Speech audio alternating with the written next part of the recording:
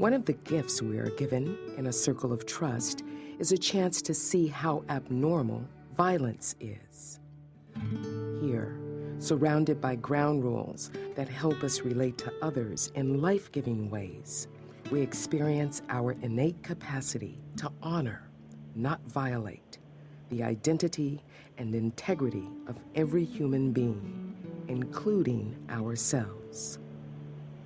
As we create a safe space for each other's soul, we discover what it means to live nonviolently, and we develop a vision of how we might live that way in daily life.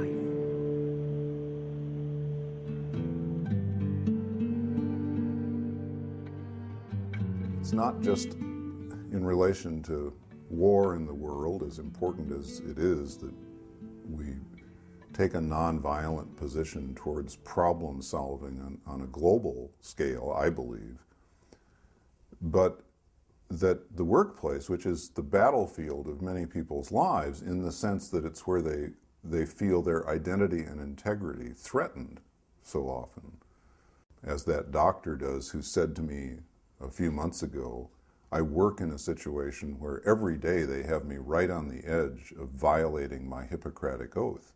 Well, that's violence. That's institutional violence.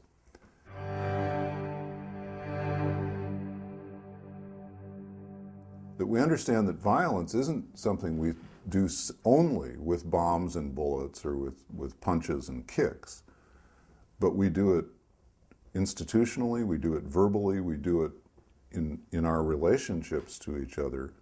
By what? By violating the integrity of the other person's soul. How do you keep from violating the integrity of another person's soul? I think you start by learning to honor the integrity of your own. You cannot give to another person what you don't give to yourself. It's just impossible. Nonviolence means a commitment to act in every situation in ways that honor the soul.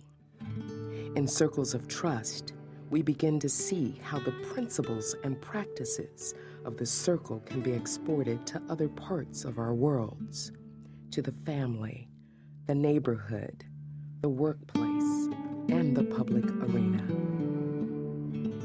Very concretely, with some of our teachers, for example, they report that having learned in circles of trust a nonviolent way of receiving ideas that they disagree with, where normally they would have run at that idea or at the person holding that idea with their own opinion and created a head-on collision, which is our normal model of how we're supposed to engage and change.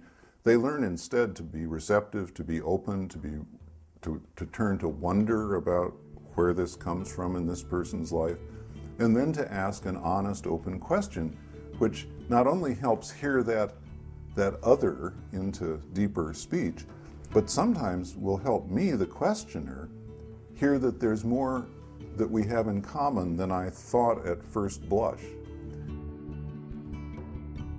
It takes time, it's slow, it doesn't happen overnight, but if you're persistent, some mutual understanding starting to build, which I think represents very concretely nonviolence in the workplace and creates both a more peaceable and a more fruitful outcome for people in working situations when they learn how to honor the soul of the other, which is what I mean by nonviolence.